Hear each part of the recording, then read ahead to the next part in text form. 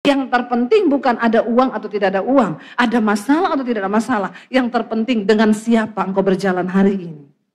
Kalau hidupmu dalam perkenanan Tuhan, mau itu proses, mau itu berkat, engkau tetap bisa mensyukuri semuanya. Kalau hari ini engkau lagi diproses, nikmati prosesmu bersama Tuhan. Karena orang yang berjalan bersama Tuhan bukan hanya bisa menikmati segala kenikmatan, dia juga bisa menikmati semua proses yang sedang Tuhan izinkan dia jalani. Siapa yang dapat makan dan merasakan kenikmatan di luar Tuhan? Tidak ada. Mau sekaya apapun orang, gak ada Tuhan, hidupnya hancur. Ya, makanya jangan suka iri kalau lihat orang kaya. Ya. Banyak yang hidupnya itu berat sebenarnya saudara. Syukuri apa yang kita punya hari ini. Asal ada Tuhan itu cukup untuk kita bisa hidup berbahagia dalam hidup ini. Amin. Nikmati semua yang kita punya hari ini. Karena kepada orang yang dikenannya, ia mengaruniakan hikmat, pengetahuan dan kesukaan. Tetapi orang berdosa ditugaskannya untuk menghimpun dan menimbun sesuatu yang kemudian harus diberikannya kepada orang yang dikenan oleh Allah. Ini pun kesia-siaan dan usaha menjaring angin. Bahayanya kalau orang gak hidup takut akan Tuhan, tidak dalam perkenanan Tuhan. Alkitab berkata orang jahat itu cuma disuruh cari uang, kerja keras nanti dikasih sama orang yang dikenan Tuhan. Sia-sia enggak? Sia-sia. Kerja keras iya, dapat duit banyak, tapi tidak dikasih karunia menikmati. Tidak pernah bersyukur. Tidak pernah bisa legowo. Waktu sesuatu hilang kita tidak pernah bisa bersyukur. Bahkan hampa, putus asa. Kasih Bapa buat waktu yang terus Tuhan berikan untuk kami. Kesehatan, kekuatan, waktu-waktu yang ada kami tahu semua karena perkenanan Tuhan. Kami boleh ada hari ini untuk mendengarkan firman Tuhan. Biarlah kami datang ke tempat ini dengan hati yang tertuju kepada Tuhan. Kami ingin ketemu dengan Tuhan. Kami ingin mengerti rencana Tuhan dalam hidup kami. Tidak ada yang lain hari ini Tuhan. Kau lihat hati kami Tuhan. Engkau selidiki setiap kami Tuhan hari ini. Bahkan kami tanggalkan semua kebutuhan-kebutuhan kami. Kami nggak datang cari mujizat hari ini. Kami nggak datang cari jawaban doa saja hari ini. Tapi kami mau datang ketemu Tuhan. Kami mau datang mengalami Tuhan hari ini. Kami mau Tuhan berjumpa secara pribadi dengan Tuhan. Kami datang karena kami butuh Tuhan dalam hidup kami. Bukan yang lainnya Bapa, karena kami tahu ketika kami dapat hati Tuhan, kami dapat perkenanan Tuhan, maka kami akan mengalami semua janji-janji Tuhan dalam hidup kami. Terima kasih Bapa, urapi setiap kami, urapi hamba-Mu yang tidak ada apa-apanya. Kami percaya firman Tuhan sanggup memberikan kami kekuatan, pemulihan, bahkan kesegaran dalam iman kami untuk kami boleh mengiring Tuhan lebih lagi. Urapi hamba-Mu yang tidak ada apa-apanya, urapi setiap kami Tuhan, di dalam nama Tuhan Yesus. Kami buka hati bagi firman Tuhan, yang percaya Tuhan di tengah kita memberkati kita. Katakan bersama, amin. Tepuk tangan sorak-sorai buat Tuhan Yesus saudara. Silahkan duduk Bapak Ibu yang terkasih, shalom. Iya, kita bersyukur puji Tuhan ya, semakin hari kita boleh semakin rindu untuk mencari Tuhan. Dan hari ini saudara kita akan belajar sama-sama. Saya pengen kita semakin tahu tentang bagaimana kita ini harus hidup, karena saya percaya saudara ya bahwa bagi kita semua, menurut saudara hidup itu penting enggak? Penting kan hidup ini, tapi di dalam pada kenyataannya banyak orang yang tidak sungguh-sungguh berespon menyatakan bahwa hidup ini penting saudara. Ya, saya melihat hari-hari ini orang-orang di sekeliling kita saudara, banyak orang yang Alkitab bilang umur kita sampai 70 tahun. Tapi kalau lebih dikasih bonus, ya 80, ada yang sampai 80. Tapi Alkitab berkata kalau sudah 80 ya kebanggaannya sakit, penyakit, dan penderitaan. Orang itu kalau ketemu umur ya 15 tahun yang mereka bahas masih happy-happy, mulai 20 mulai bahas mau kuliah di mana, umur 30 mulai bahas mau cari kerja apa, umur 40 ketemu yang dibahas itu ya gimana kerjaan, mau beli rumah apa, mulai umur 50 ketemu yang dibahas ya anak-anak sudah remaja, nanti jodohnya gimana. Masuk 60 kalau ketemu mulai kesehatan ya. Dulu kalau bawa minyak wanginya LV, sekarang bawanya minyak angin. Ya toh? Itu sudah ketahuan umurnya begitu, saudara. Nanti kalau sudah 60 lebih mau 70 kalau ketemu yang dibahas apa? Lututku iki, waduh. Nggak tahu cekot-cekot iki, yang ngopo dokternya si api nih ngendi yo. Yang dibahas tuh dokter, ya nanti ada dokter di sana, ada yang ini yang bagus, yaitu umur, saudara.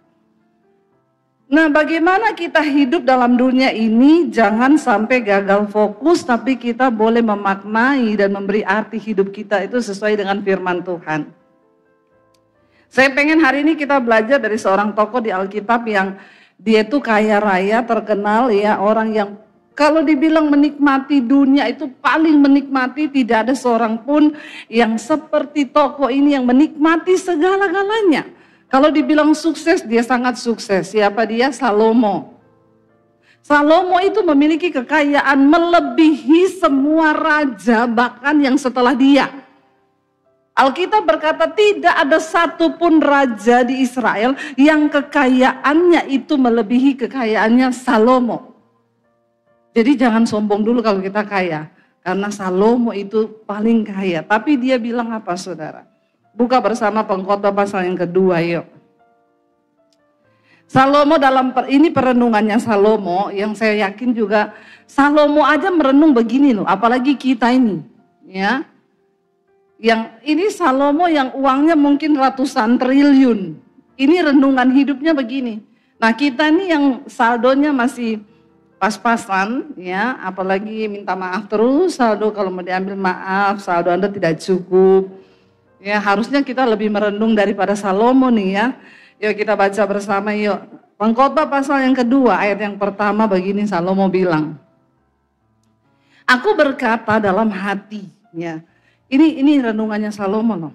Ya, mari aku hendak menguji kegirangan, nikmatilah kesenangan, tetapi lihat juga itu pun sia-sia. Di terjemahan yang lain Salomo berkata, aku mau menguji kebahagiaan. Bukankah setiap orang yang hidup mencari yang namanya kebahagiaan? Siapa pengen bahagia di sini? Semua ya. Saya juga pengen bahagia. Tapi apa yang Salomo bilang, aku mencoba menguji kebahagiaan itu. Apa sih sebenarnya kebahagiaan hidup itu? Menurut saudara kebahagiaan itu apa, saudara? Oh, waktu saya menikmati dan saya dapatkan semua yang saya mau, itu saya bahagia. Ya, oh waktu saya bisa punya rumah, saya bisa punya mobil, saya bisa punya itu saya bahagia. Menurut saudara bahagia itu apa, saudara? Oh waktu saya bisa nikah dengan orang yang memang benar tepat itu bahagia. Tapi kita melihat arti kata bahagianya Salomo. Ayat 2 dia bilang begini saudara. Tentang tertawa, baca bersama. Tentang tertawa aku berkata itu bodoh. Ya, dan mengenai kegirangan apa gunanya? Aku menyelidiki diriku, ayat 3 dia bilang begini. Aku menyelidiki diriku dengan menyegarkan tubuhku dengan anggur, ya. Sedang akal budiku memimpin dengan hikmat. Artinya Salomo minum anggur tapi tidak mabok. Ya, orang kaya begitu biasanya. Karena yang mabok itu biasanya stres. Ya, tapi kalau orang cuma dia bilang aku menyegarkan tubuhku dengan anggur tapi akal budiku tetap dalam diriku. Artinya masih sadar. Kan banyak kan orang minum itu nggak sadar ya, itu sudah melampaui. Dia bilang aku menyegarkan diriku dengan anggur ya, tetapi Akal budiku tetap memimpin dengan hikmat dan dengan memperoleh kebebalan sampai aku mengetahui apa sih yang baik bagi anak-anak manusia untuk dilakukan di bawah langit selama apa dikatakan hidup mereka yang pendek, saudara. Hidup ini sebenarnya pendek loh. Umur manusia itu pendek. Alkitab bilang 70 tahun. 70 tahun itu enggak lama, apalagi sekarang yang sudah mulai menginjak kepala 6. Ya, berapa banyak yang kepala 6 angkat tangan? Yang kepala 7 ada? Yang kepala 7? Puji Tuhan ya. Enggak usah takut ya ibu-ibu ya. Kalau dengar khotbah ini enggak usah takut, nih Alkitab yang bilang. Ya, dikatakan di sana bahwa hidup kita ini pendek.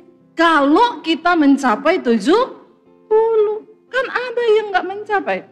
Kemarin saya lihat status seorang ibu angkat foto anaknya meninggal. Saya tanya, Bu, anaknya umur berapa? 21 tahun, Bu Debi. 21 tahun meninggal, saudara. Kenapa, Bu? Sakit apa? Aduh, sedih saya. Asam lambung, ya, naik sampai ke jantung dan meninggal. Sekarang banyak loh anak-anak muda itu asam lambung. Banyak loh. Ya, ingat loh, asam lambung itu penyakit stres. Jangan biarkan dirimu stres. Makanya hari ini saya ajak merenung. Amin. Jangan banyak pikiran, renungkan hidupmu. Ya, dibilang hidup ini pendek, saudara. Kita nggak pernah tahu kita mau hidup sampai umur berapa. Bisa jadi yang sebelah kiri saudara minggu depan sudah tidak ada. Lihat sebelah kirimu. Yang sebelah kanan bisa jadi besok. Jangan seneng dulu. Loh iya, hidup ini gak ada yang tahu tuh. Gak ada yang tahu, saudara. Saya tuh loh pelayanan di Jakarta. Minggu lalu masih lihat WL-nya nyanyi. Ya luar biasa sukacita. Minggu depan meninggal. Gak ada sakit loh, saudara. Kita nih semua gak ada yang tahu kan sampai kapan. Ya bisa jadi juga saya kapan dipanggil gak ada yang tahu. Hidup ini misteri dan kita harus memberi arti yang benar-benar supaya jangan ya sampai kelewat. Lalu Salomo bilang begini, saudara. Lalu aku tuh berpikir apa yang baik bagi manusia selama mereka hidup di dalam umur mereka yang pendek di dunia ini. Yang baik itu apa? Dan biar ini menjadi perenungan kita sebelum Tuhan panggil kita harus melakukan sesuatu yang baik. Karena gak peduli berapa banyak hartamu, ya, saudara mau miskin, mau kaya, mau pejabat, mau orang biasa, mau muda, mau tua, kita ini satu yang pasti dari kita semua ini yaitu kematian. Mau muda juga sedang berjalan pada kematian, yang tua juga berjalan pada kematian. Malah belum tentu yang tua duluan mati. Jadi tolong yang muda-muda sekarang kau jangan melirik sama yang 70 tahun, yang rambut putih terus kau dalam hatimu nih, dia duluan nih. Belum tentu loh, jangan sombong loh, belum tentu. Lalu Salomo bilang begini, dia mikir melakukan apa ya di bawah matahari yang pendek umurnya ini. Yo, ayat 4 dia bilang begini, lalu dia melakukan, aku melakukan apa? Pekerjaan besar, mendirikan bagiku rumah-rumah, menanami bagiku kebun-kebun. Berarti rumahnya bukan satu. Mendirikan rumahnya banyak, saudara. Dan menanami bagiku kebun-kebun, kebunnya juga nggak satu, kebunnya banyak. Ya, rumah banyak, kebun banyak. Saya tuh kalau dengar orang bilang, wih itu orang Bu sertifikatnya 1 karung. Sertifikat 1 karung, saudara. Pernah kejadian di Palu ketika gempa, berapa tahun yang lalu, tsunami besar dan terjadi likuifasi. Ada satu, saudara, gedung, itu gedung mewah, dan itu suami istri ini bekerja dari dulu, bekerja sampai mereka punya yaitu sertifikatnya 1 karung. Ketika gempa terjadi, mereka berdua lari keluar. Sudah sampai di luar, lupa karung sertifikatnya nggak dibawa.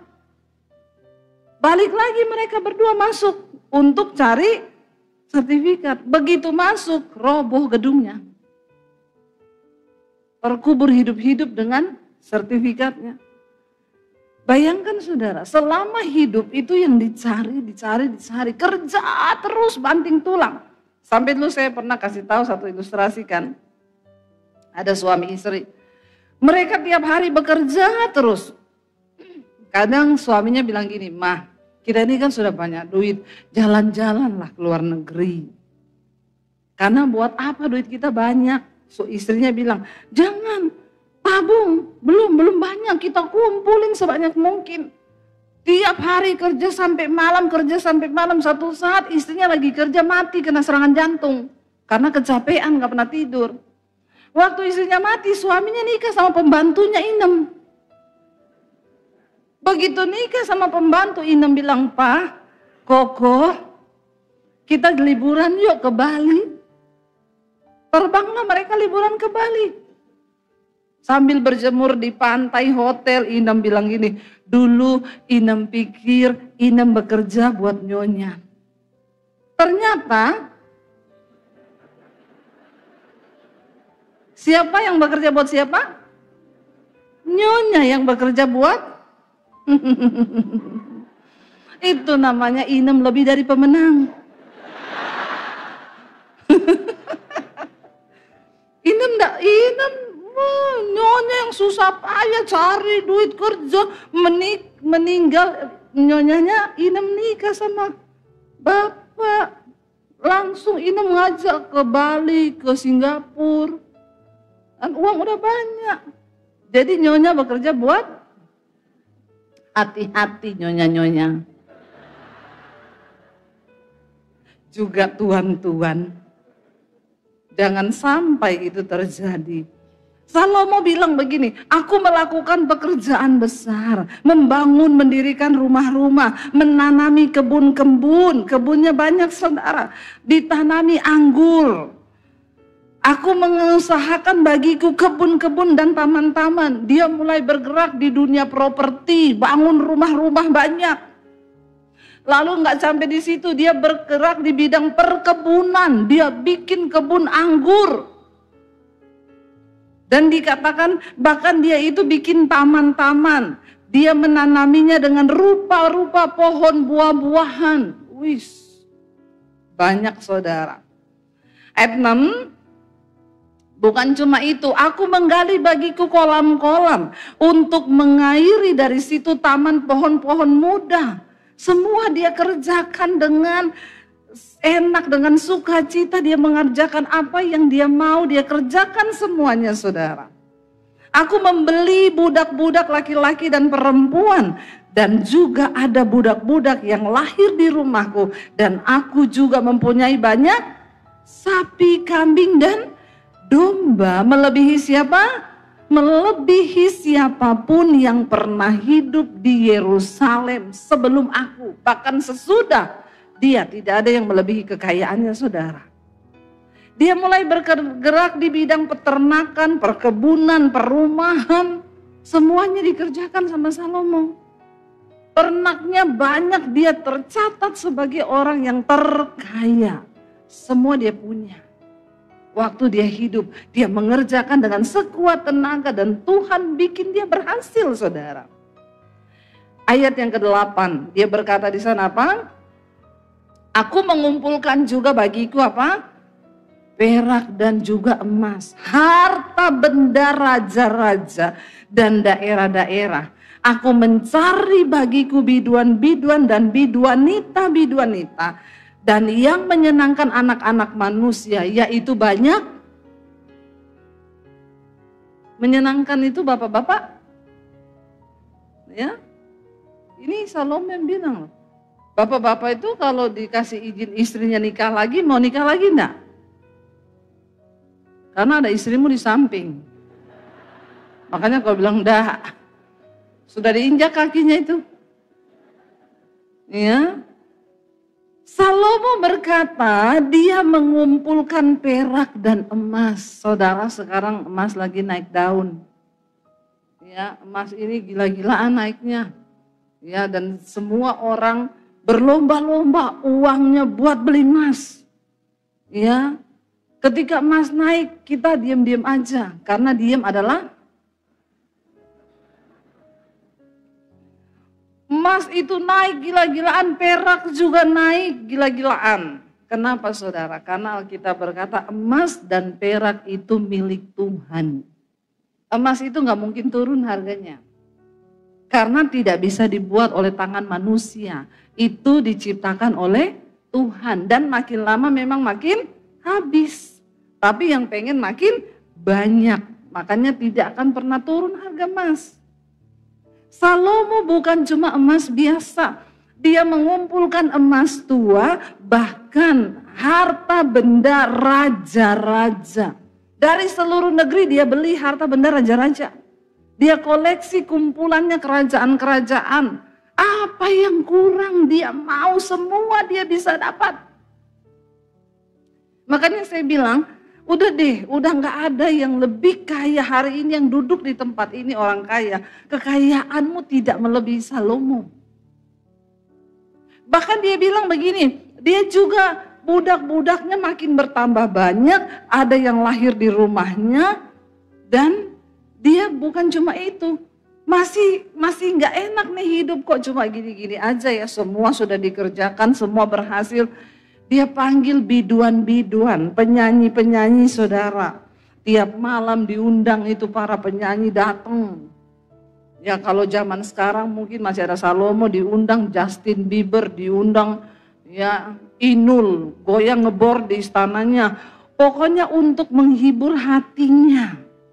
Ya suruh nyanyi karena ya sudah semuanya dia dapat. Ya nyanyi di sini untuk menghibur hatinya. Dia ngapain aja bebas saudara. Namanya juga orang kaya. Semua dia punya, semua dia dapat. Lalu dia bilang dan bahkan aku mencoba melakukan apa yang disenangi oleh anak-anak manusia, yaitu banyak gundik. Gundiknya banyak. Ya. Kira-kira Salomo itu istri dan gundiknya kalau di plus 1000. 1000 loh. Ada di sini bapak-bapak yang bisa kawin 1000? Kata bapaknya gini, satu aja pusing saya bu. Istri saya satu aja nih ya. Tiap hari bukan tambah kecil tambah besar bu. Ya. Malah mengerikan. Ini 1000 saudara. Ya itu kalau dibagi setahun dia mungkin ya 6 bulan sekali baru ketemu satu. Apa yang dia mau dia turutin. Istrinya 1000. Itu istri plus gundik loh. Kurang apa saudara. Dia lakukan semua apa yang disenangi. Tapi dia bilang begini saudara. Dengan demikian ayat 9 dikatakan di sana apa? Dengan demikian aku menjadi besar daripada siapapun yang pernah hidup di Yerusalem sebelum aku. Dan pada itu hikmatku tinggal tetap padaku. Ayat 10. Aku tidak merintangi mataku dari apapun yang dikehendakinya. Dan aku tidak menahan hatiku dari sukacita apapun. Sebab hatiku bersuka cita karena segala jerih payahku. Itulah buah dari segala jerih payahku. Dia tidak menahan pandangan matanya. Apa yang dia pengen, dia turuti. Apa yang dia lihat, dia turuti. Padahal Alkitab berkata, mata adalah pelita tubuh. Jangan dituruti semua keinginan matamu. Karena yang ada dalam dunia ini kata Yesus cuma 3 hal. Keinginan mata, keinginan daging, dan kesombongan hidup. Tapi Salomo dia ikuti semua yang dia mau. Dia turuti apa yang matanya lihat. Dia tidak menolak apapun yang hatinya mau. Dia ikuti saudara. Ayat 11 berkata kita baca. Ketika aku meneliti segala pekerjaan yang telah dilakukan tanganku dan segala usaha yang telah kulakukan untuk itu dengan jerih payah. Lihatlah, segala sesuatu adalah kesia-siaan dan usaha menjaring angin. memang tak ada keuntungan di bawah matahari. Pada akhirnya dia menemukan hidupnya kosong. Ternyata nggak ada apa-apanya. Punya istri banyak, punya harta, punya kekayaan, rumah banyak, perkebunan, semua dia ambil, saudara. Tapi pada akhirnya dia bilang, dia tidak menemukan apa-apa, semua itu sia-sia. Lalu, aku berpaling untuk meninjau hikmat, kebodohan, dan kebebalan. Sebab apa yang dapat dilakukan orang, hanya menggantikan raja, hanya apa yang telah dilakukan orang. Dan aku melihat bahwa hikmat melebihi kebodohan, seperti terang melebihi kegelapan. Mata orang berhikmat, ayat 14, mata orang berhikmat itu ada di kepalanya, kata Salomo. Sedangkan orang yang bodoh berjalan dalam kegelapan. Tetapi aku tahu juga bahwa nasib yang sama menimpa mereka semua. Maka aku berkata dalam hati, nasib yang menimpa orang bodoh juga akan menimpa aku. Jadi untuk apa aku ini dulu begitu berhikmat? Lalu aku berkata dalam hati bahwa ini pun sia-sia. Dia bilang sekalipun dia hidup berhikmat, nasib yang sama orang bodoh dan orang itu apa? Mati. Satu saat dua-dua bakalan mati. Sama-sama mati. Karena tidak ada kenang-kenangan yang kekal, baik dari orang yang berhikmat maupun daripada orang yang bodoh. Sebab pada hari-hari yang akan datang kesemuanya itu sudah lama dilupakan dan orang yang berhikmat mati juga seperti orang bodoh juga akan mati. Dan kalau orang sudah mati, Salomo bilang semua akan dilupakan. Semua akan dilupakan, saudara. Orang mati itu keluarga kita bersedih paling banter 1 bulan lah. Teman-teman kantor kita, setelah itu meja kerjamu sudah diisi oleh orang lain. Orang sehebat apapun dia di rumah, gak mungkin istrinya nangis terus mau dikubur, jangan dikubur. Terus taruh di rumah aja mayatnya. Karena saya sayang sama suami saya. Ada yang begitu? Nggak ada. Kalau pengen, kalau bisa cepet-cepet dikubur. Ya, masa ada mayat mau disimpan di rumah? Makanya itu yang Salomo bilang, sehebat apapun saya, seberhikmat apapun aku, seberiman apapun aku, nasibnya sama-sama mati dan dilupakan. Makanya kita perlu temukan apa sih arti hidup biar gak sia-sia. Lalu Salomo bilang begini, oleh sebab itu aku membenci hidup. Saudara bisa bayangkan sekelas Salomo yang punya segala sesuatu sampai berkata, oleh karena itu aku benci hidup. Ada di antara saudara yang sekarang sudah benci hidup, pengen mati? Gak ada kan? Bahkan sestres apapun kita ini gak benci hidup kan, masih pengen hidup kan? Tapi Salomo sebagai seorang yang paling kaya pernah berkata dia benci dengan hidup. Karena aku menganggap menyusahkan apa yang dilakukan di bawah matahari, sebab segala sesuatu adalah kesia-siaan dan usaha menjaring angin. Memang seperti inilah hidup manusia, saudara. Kita datang telanjang, gak bawa apapun. Kita mati pun kita tidak bawa apapun. Ini loh arti hidup sesungguhnya. Dia bilang begini, aku membenci segala usaha yang kulakukan dengan jerih payah di bawah matahari. Sebab aku harus meninggalkannya kepada orang-orang yang nanti akan datang sesudah aku. Sehebat apapun kita bekerja keras, waktu mati semuanya kita akan tinggalkan. Lalu orang-orang yang tidak bekerja, mereka yang akan menikmati. Jadi bapak-bapak boleh kerja, tapi jangan lupa waktu, jangan lupa kau menikmati hidup, jangan lupa menikmati sesuatu. Amin. Lalu Salomo bilang begini saudara. Dan siapakah yang akan mengetahui apakah orang bodoh itu berhikmat atau bodoh? Meskipun demikian, ia akan berkuasa atas segala usaha yang kulakukan di bawah matahari dengan jerih payah, dengan mempergunakan hikmat. Itu pun sia-sia. Salomo bilang, kalau aku mati, nanti akan ada penggantiku. Lah apakah dia orang berhikmat atau bodoh, kan aku enggak tahu. Tetapi kan dia yang akan menikmati semua harta yang sudah aku cari dengan jerih lelahku selama ini. Itu pun adalah sia-sia. Lalu dengan demikian aku mulai putus asa. Bayangkan loh, sekelas Salomo putus asa. Bukan karena miskin, bukan karena nggak punya uang. Saking terlalu kaya, jadi putus. Ini lebih kasihan lagi saudara. Kalau kita putus asa karena miskin, ya biasa toh. Biasa kan? Teman saya ngangkati, dia kan lagi liburan nih ke Swiss. Dia ngangkat di pesawat saudara. Pesawatnya getar-getar, tulisannya begini.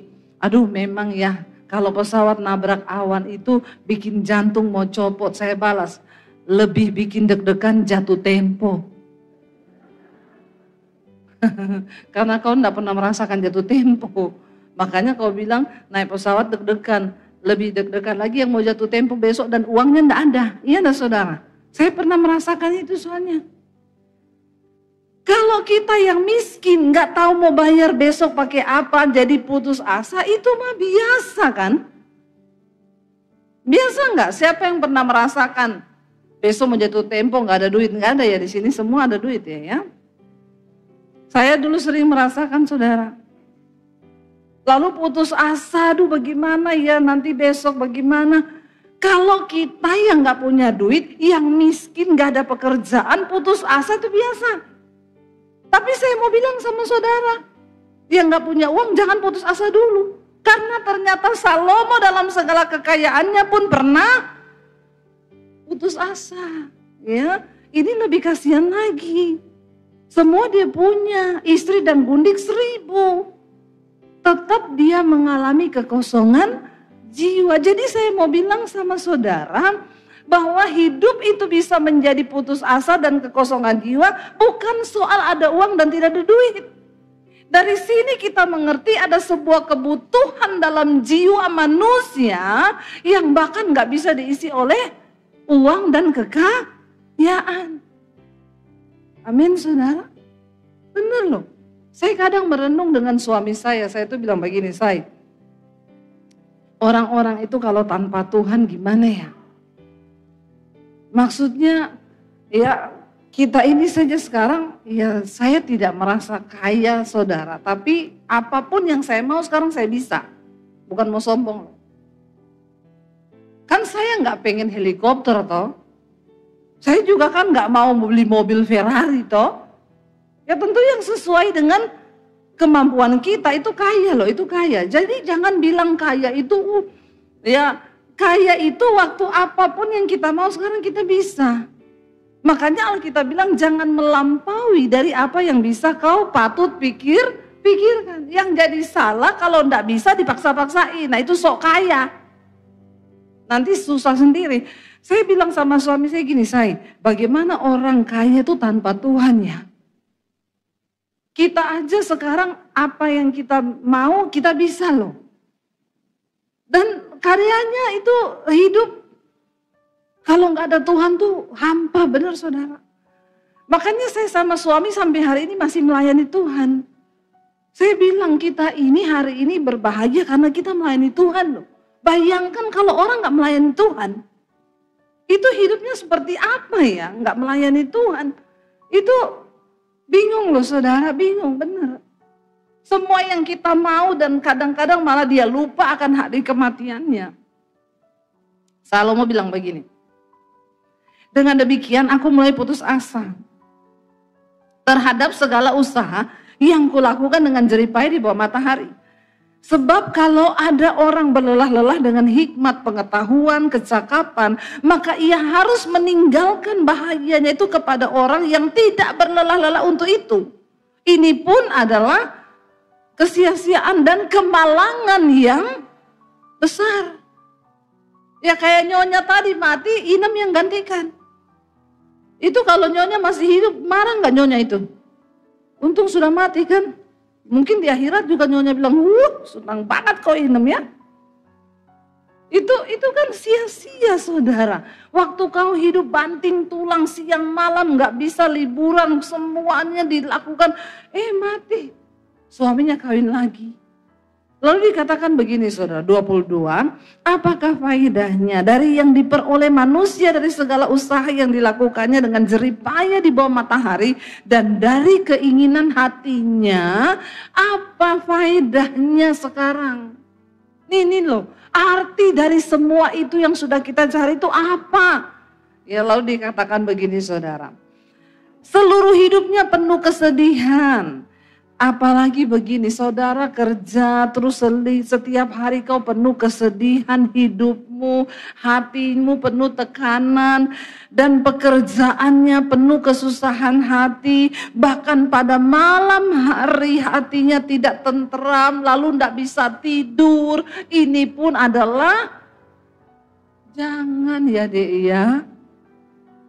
Jangan sampai kau kerja, dikatakan di sini kerja penuh kesedihan. Hidup ini terlalu singkat untuk kita sedih-sedih.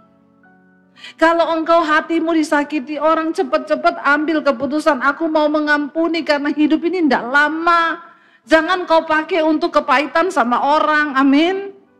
Hidup ini singkat. Kalau ada yang lukai, jangan kau nikmati, itu hidup ini terlalu pendek untuk kita itu bersusah hati di dalam kesedihan, apalagi karena tekanan pekerjaan.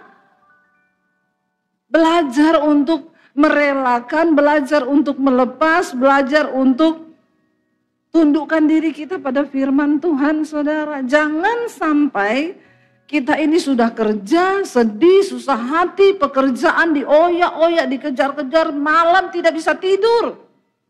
Ini loh, Salomo bilang. Bahkan pada malam hari hatinya tidak tentram. Orang kalau hatinya nggak tentram bisa tidur enggak?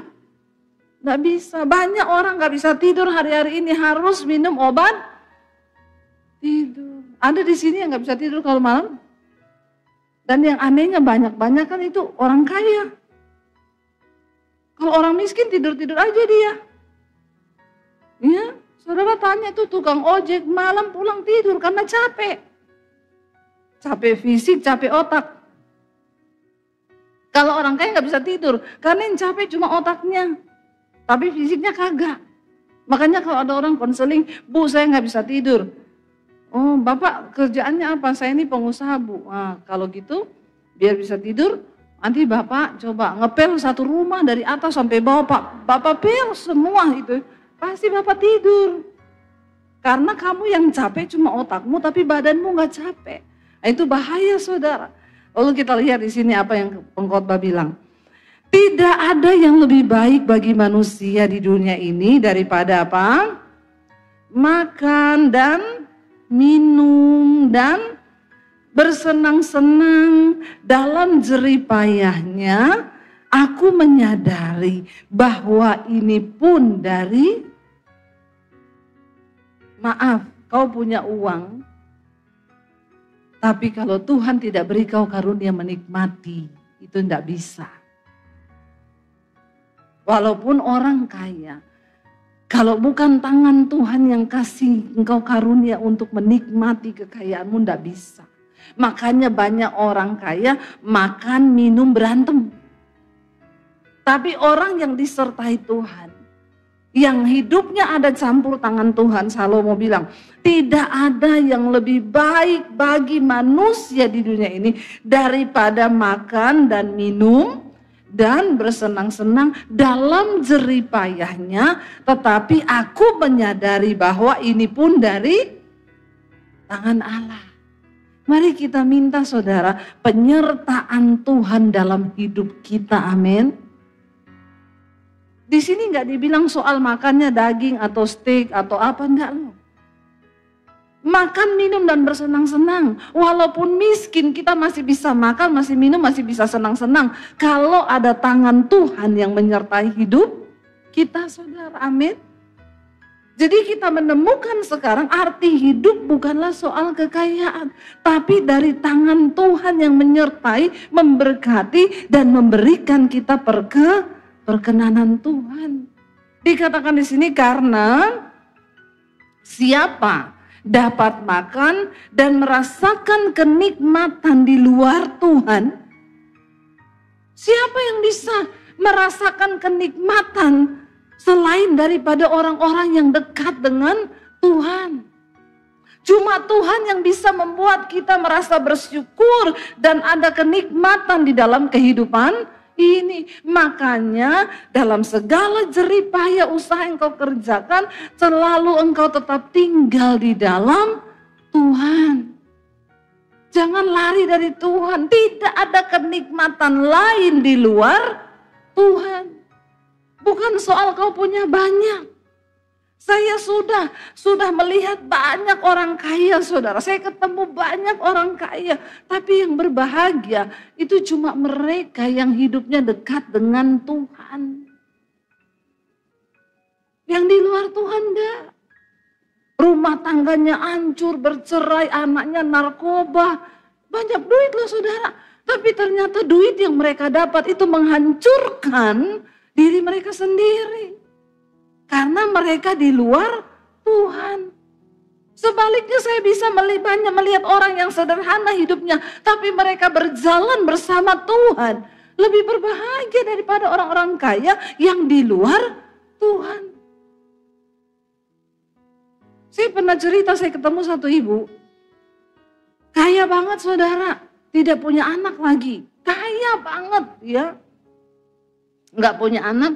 Satu saat tadinya ibu ini sehat, saya dulu diundang ke persekutuannya, sehat saudara. Tiba-tiba sakit-sakitan ibu ini, saya tanya, itu ibu kenapa sakit-sakitan? Jadi gini bu, dia tuh ada kerjasama sama orang, ya uangnya dibawa lari, berapa ratus M gitu. Terus, tapi dia masih kaya tuh, masih, kekayaannya masih banyak.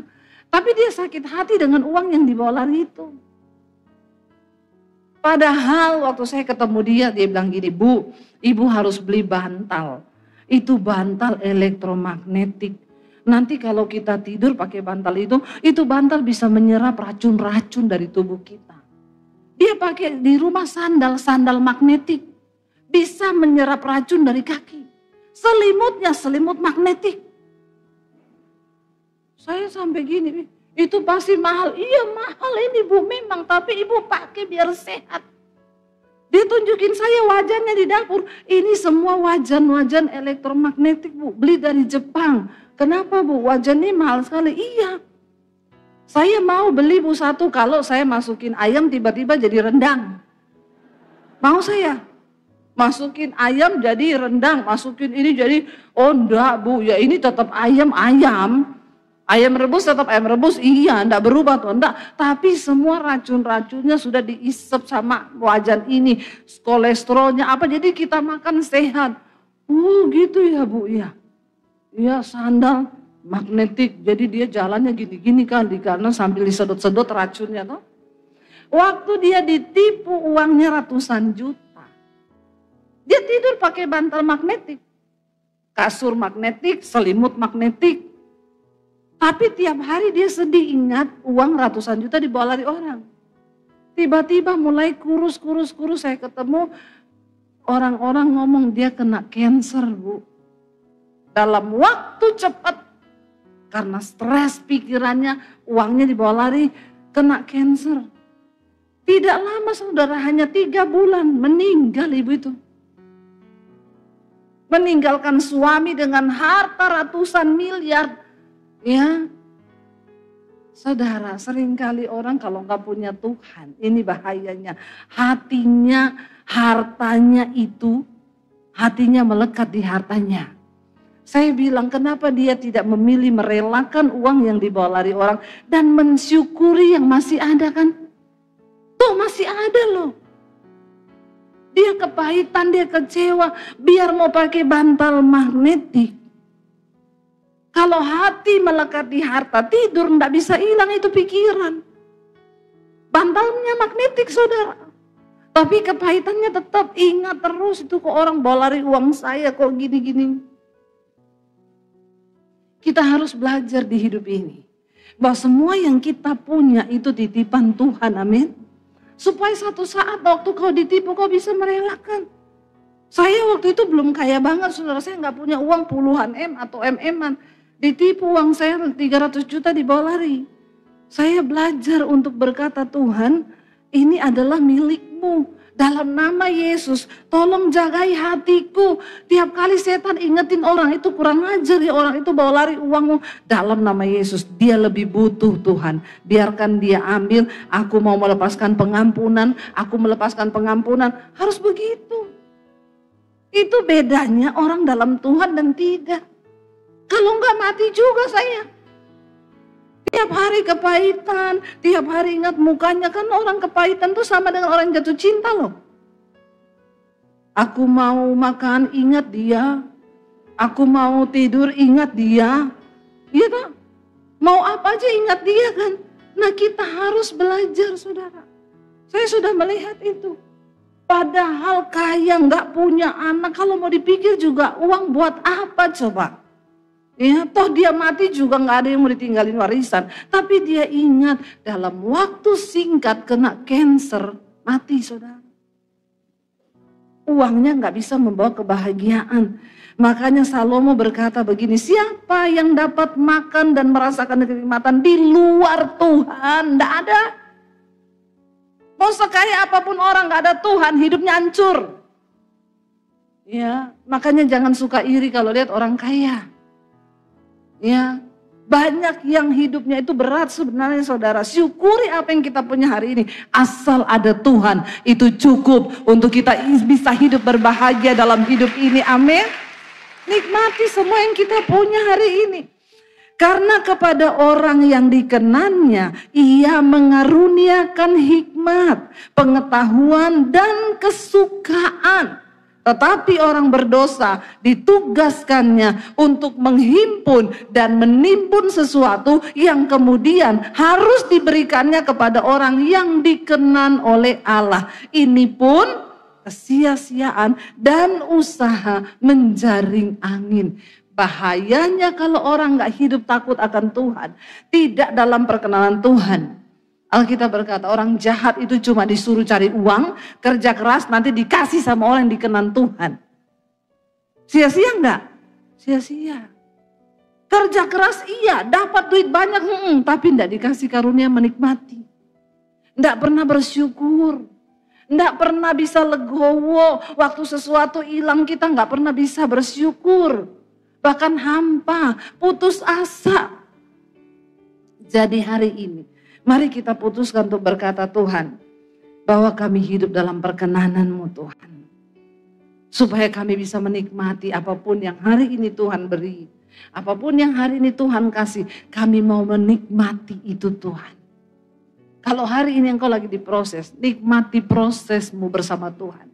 Karena orang yang berjalan bersama Tuhan bukan hanya bisa menikmati segala kenikmatan, dia juga bisa menikmati semua proses yang sedang Tuhan izinkan dia jalani. Amin saudara.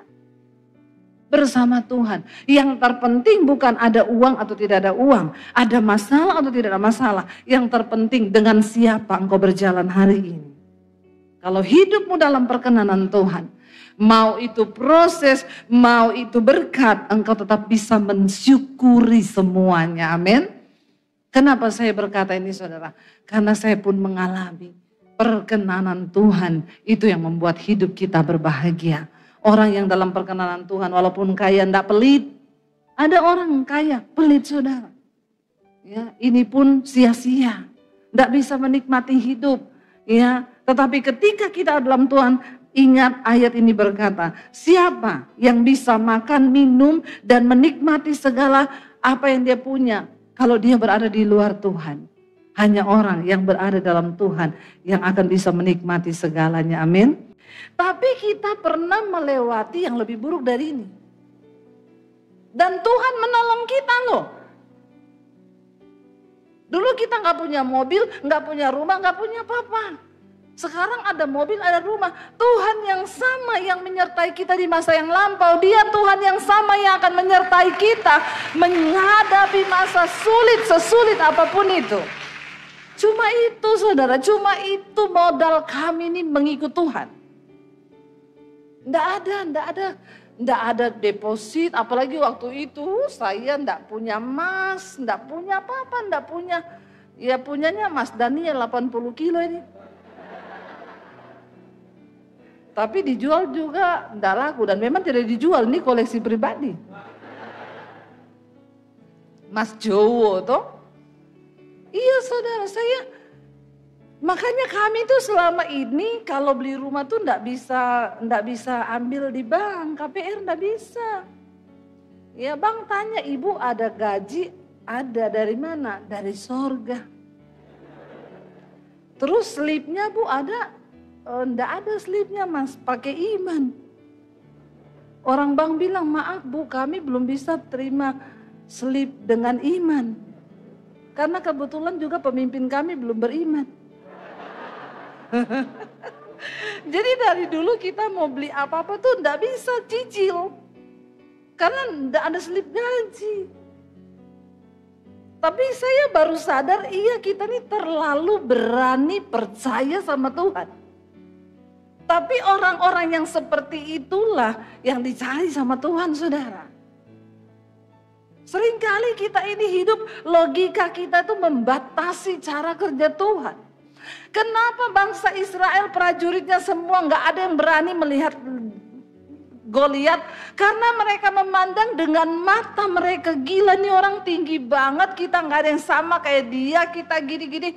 Sehingga mereka lupa bahwa ada kuasa Tuhan yang akan menyertai. Amin. Itu luar biasa saudara. Nah tapi saya nggak akan bahas ininya sebenarnya, tapi nggak apa-apa itu pembukaan. Daud berkata begini, aku melayangkan mataku ke gunung-gunung, dari manakah akan datang pertolonganku? Tidak bisa dipungkiri ketika kita manusia menghadapi persoalan atau masalah, yang duluan kita cari itu apa? Yang duluan saudara cari ketika ada masalah apa? Jalan keluar. Yang duluan kita cari pertolongan. Itu manusiawi. Siapapun itu termasuk juga pendeta. Karena pendeta juga punya rasa, punya hati. Jangan samakan dengan pisau belati. Ya, sama saudara. Ketika Daud mengalami masalah, pergumulan, dia dikejar Saul, mau dibunuh dan lain sebagainya. Dia melayangkan matanya ke gunung-gunung, dari mana datang pertolonganku? Mungkin hari ini ada di antara saudara yang duduk di kursimu dan engkau berkata, Tuhan, dari mana akan datang pertolonganku? Rasanya mentok, rasanya semua tertutup, rasanya tidak ada pintu yang terbuka, sudah mentok. Dari mana akan datang pertolonganku? Gak mungkin ada pertolongan. Bagaimana caranya? Bahkan mungkin ya Tuhan juga mungkin ada sebagian yang berpikir, mungkin Tuhan juga gak sanggup loh. Piye coba, piye? Kami waktu pandemi bertahan hidup cuma uang 10 juta di tabungan, anak 3 di Jakarta. Tidak ada pemasukan. Kalau saudara jadi saya, ketir-ketir enggak? Deg-degan enggak? Bukan cuma deg-degan Tiap hari mulai habis uang, beli makanan, beli ini, kepake 500.000, belum token listrik bunyi. Ya kalau bunyinya lagu suka-sukamu Tuhan, bagus ya saudara, terhibur kita. Mas saya bunyi net, nggak sabaran lagi. Ya, makin kita dekat makin kenceng bunyinya, makin deg-degan lah kita. Berkurang terus, berkurang terus. Dari mana datang pertolongan? Tapi saya dan suami berusaha menenangkan hati, jangan panik. Tuhan yang pernah menolong kita di masa lalu, Dia Tuhan yang sama yang akan menolong kita. Dia tidak pernah berubah, Dia tetap sama. Seringkali iman kita lah yang berubah karena keadaan. Dari mana akan datang pertolonganku? Aku memandang sampai ke gunung-gunung. Hayo, berapa banyak kita sering ketika menghadapi masalah, kita juga bertanya hal yang sama dan kita mencari dari mana pertolonganku datang. Sampai udah kepikir nih di otak, telepon mertua, pinjam uang, telepon ini, telepon itu, telepon ini, telepon itu, telepon ini. Saudara, ya saya bicara ini bukan karena saya tidak mengalami, karena saya mengalami makanya saya cerita. Makanya jadi orang Kristen tuh jangan jadi Kristen katanya, Kristen yang ngalami Tuhan, amin. Ngalami Tuhan. Saya tadi baca kesaksiannya seorang jemaat Mesbah Doa, Bu. Saya mau bersaksi.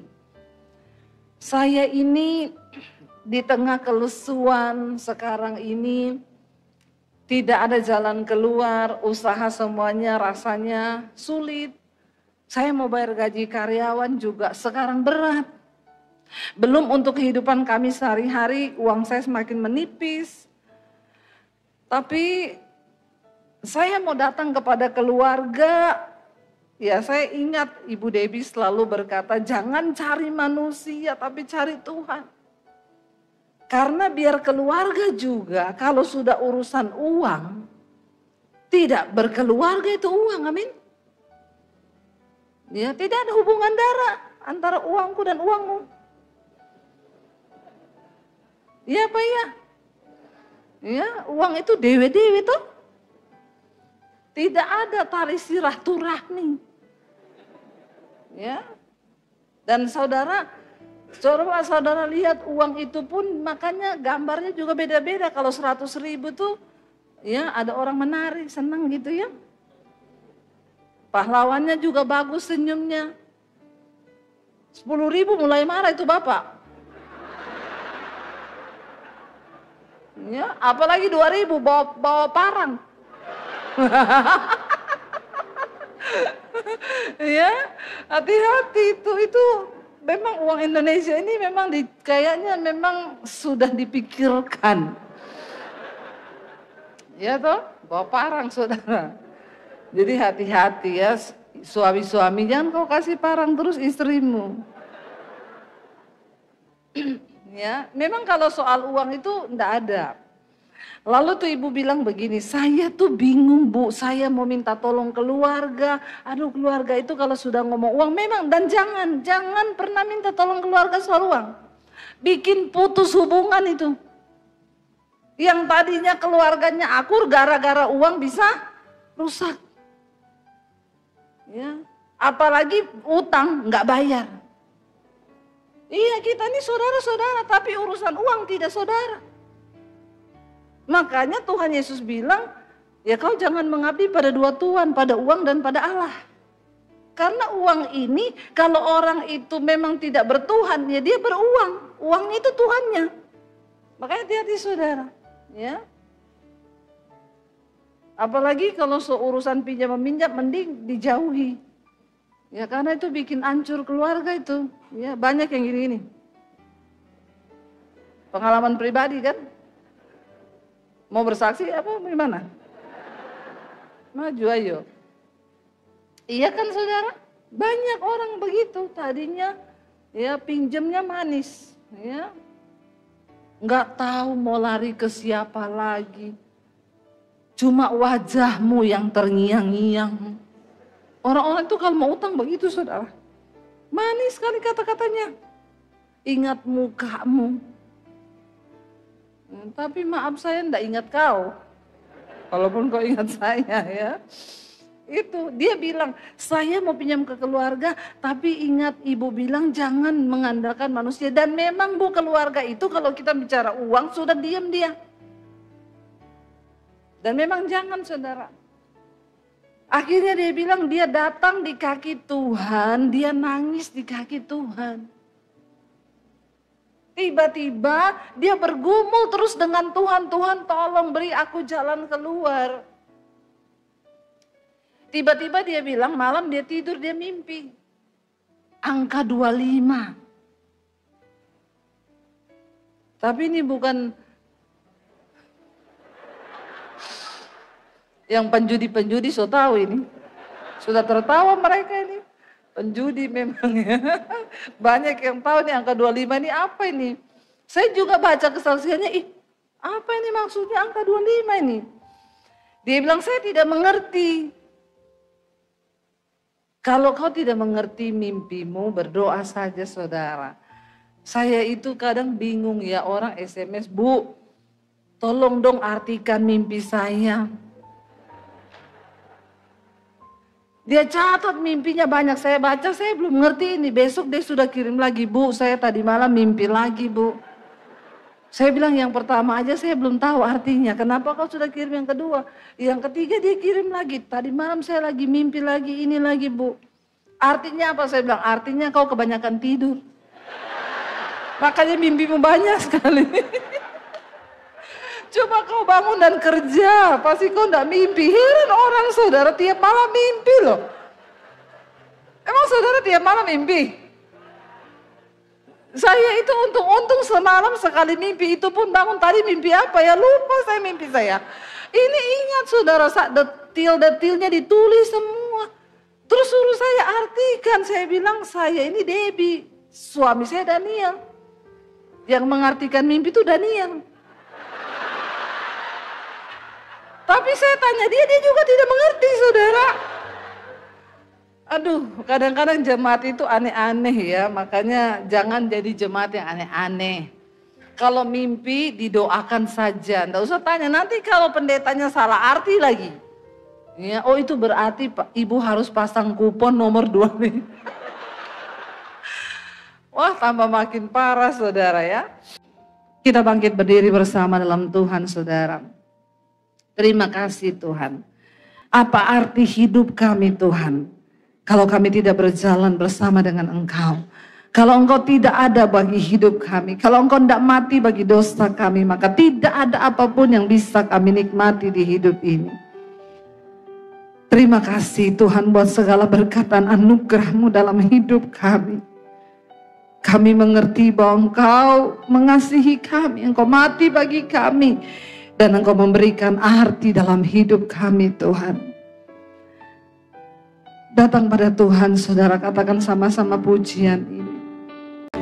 Mari tutup mata dalam hadirat Tuhan saudara. Bukan kekayaan, bukan apapun, tetapi kasih karunia Tuhan, penyertaan, perkenanan Tuhan. Itu yang akan membawa kita dapat menikmati semua jerih payah kita di dunia ini. Bilang Tuhan ajar kami menyelaraskan diri dengan Engkau dalam hidup ini. Supaya kami hari-hari ini tidak takabur untuk berburu sesuatu yang kami belum miliki. Sehingga kami melupakan arti hidup, yaitu perkenanan Tuhan. Yang kami butuhkan lebih dari apapun, yaitu perkenanan-Mu dalam hidup kami Tuhan. Penyertaan-Mu dalam keluarga kami Tuhan. Ampuni kami kalau selama ini kami sibuk dan dilupakan untuk berburu sesuatu yang bukan perkenanan-Mu di hidup kami.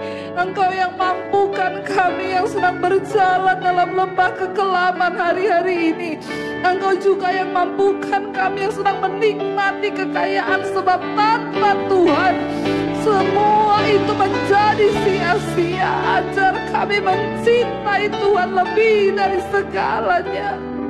Bawa kami Tuhan dalam pengenalan yang benar akan Engkau dalam hidup ini Tuhan. Supaya kami boleh menikmati semua jerih payah sebelum kami dipanggil pulang. Dan meninggalkan hidup kami di dunia ini. Kami tidak ingin sia-sia Tuhan. Kami tidak ingin semuanya menjadi sia-sia. Tapi biar semua di dalam perkenanan-Mu di hidup kami Bapa. Anak-anak muda kejar perkenanan Tuhan. Jangan engkau hanya berpikir sesuatu yang muluk-muluk tentang masa depanmu, dan engkau lupa berkata, Tuhan, biar perkenanan-Mu dalam hidup kami, biar perkenanan-Mu tinggal dalam hidup kami. Terima kasih Engkau memberi arti di hidup kami, Tuhan. Katakan bersama saudara, Yesus.